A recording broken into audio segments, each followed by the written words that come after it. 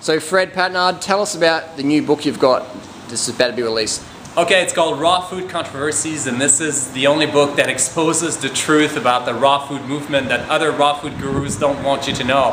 And it's actually a book that tells my story of how I got into raw foods about 14 years ago and actually got very sick. After 3 years on the diet, I was so sick that I could not get out of bed for over a month. And I thought I was on the best diet in the world. Then I realized I did something wrong by following the wrong advice.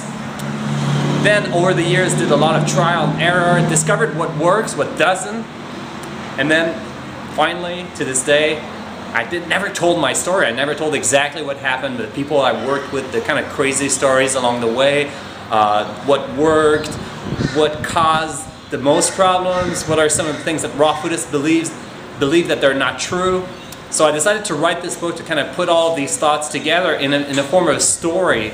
And then along the way, I have sidebars that explain what are some of the misconceptions about raw foods and what are some truths. So it's really a book that is debunking the raw food diet, but then providing a framework for healthy eating. For sure, for sure. So basically to help people avoid making the same mistakes you did. Yeah, the same mistake I did, but also the same mistake I saw other people do.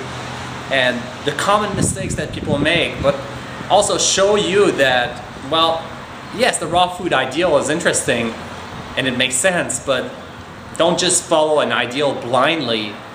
Learn a little bit about it and make it work nutritionally, not just with some kind of theory that the raw food diet is the best because all animals in nature eat raw. There's a little bit more thought that must go into it, and that's what I put together in the book. Cool. So what's the book called? Raw Food Controversies. And where can we get it from? You can get it from rawvegan.com. Cool. Thanks, Fred.